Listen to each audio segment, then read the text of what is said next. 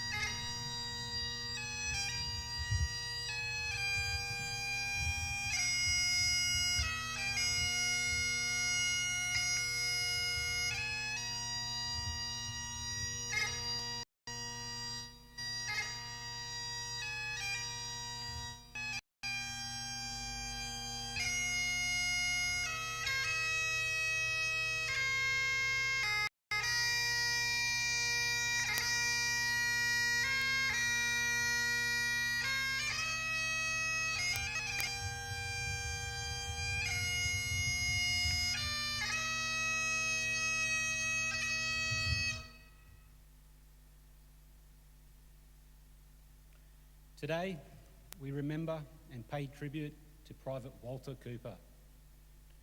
Walter Cooper was born on the 8th of May 1900, Hornby in Yorkshire, England. One of 7 children born to John and Miriam Cooper. Cooper lived in England until his early teens, when his parents sold their grocery store in York and moved the family to begin a new life in Australia.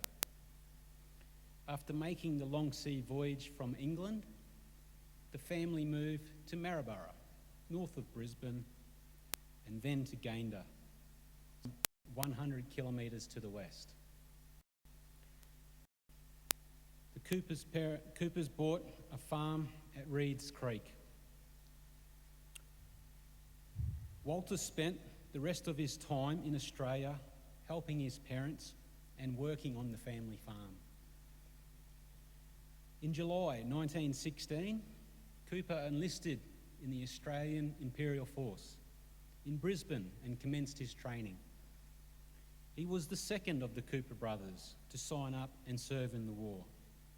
His elder brother John signed up in 1915 and served in the 14th Australian Artillery Brigade. John received a severe gunshot wound to his right foot in August 1918 and had to have his leg amputated. Just one of the tragedies to befall the Cooper family in the First World War. When Walter joined the AIF in 1916, he stated that he was 2 years older than he actually was, in order to ensure that he would be admitted. Cooper's father later claimed that his son was told by a recruitment officer that Walter would only be placed on home guard duties and would not be sent to the war because he was so young. The older Cooper asked that his son continue in the army but remain in Australia until he was older. The AIF, however, was, by late 1916, keen to take as many able soldiers as they could. So after a brief reprimand for lying about his age, Cooper sailed from Sydney for England on the 24th of January 1917. He was only 16 years of age. Cooper arrived in England in April 1917, where he continued his infantry training. In September 1917, he embarked from England for France and the war on the Western Front. He joined his unit, the 49th Infantry Battalion, on the 16th of September 1917, as it was resting and training behind the lines at Cauillac in northern France. Days later, Cooper and his unit transferred to Steenvoorde on the French-Belgian border, and then to the Ypres area of Belgium. On the night of the 25th of September 1917, Cooper moved with his unit to frontline positions near Westhoek Ridge in preparation for his first major battle. At 1:30 in the morning on the 26th of September, the 49th Battalion moved to its starting position in preparation for a 1,500 metre attack across no man's land through the remains of a young plantation known as Polygon Wood. At 5:50 a.m, Cooper and the rest of the Australian troops attacked under the cover of an intense and effective artillery barrage. The 49th Battalion reached its objective by 8 a.m. and began consolidating and defending its position. The attack was a success, but it had come at the expense of over 5,700 Australian casualties. Cooper survived the Battle of Polygon Wood and went with the rest of his unit behind the lines for rest and recuperation. First at Halifax Camp, then at Steenvoorde. On the 9th of October, Cooper, and the 49th Battalion moved from Ypres to Broodcinder Ridge to man the front line once more. They spent their time there watching for German attack and improving trench defences. Troops defending the front line, even if not involved in major battle, often came under intermittent German attack from sniper, machine gun and artillery fire. On the 11th of October 1917, Cooper received severe wounds to his legs, probably from gunshot or shrapnel fire, and was evacuated to a nearby field ambulance. Despite receiving medical attention, he died the same day. He was 17 years old and had been on the Western Front for less than 1 month. Because of the chaotic and destructive nature of the fighting on the Western Front, the exact burial place of Private Cooper is unknown to this day. His name is instead commemorated on the Menin Gate in Belgium, which lists the names of over 54,000 British and Commonwealth soldiers of the First World War who have no known grave. Private Walter Cooper is listed on the Roll of Honour on my right among almost 62,000 Australians who died while serving in the First World War. His photograph is displayed today beside the pool of reflection. This is but one of the many stories of service and sacrifice told here at the Australian War Memorial.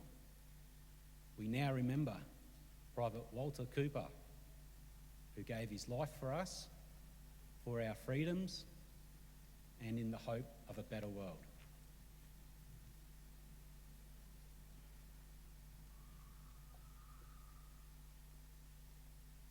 Please stand for the reading of the ode and the sounding of the last post.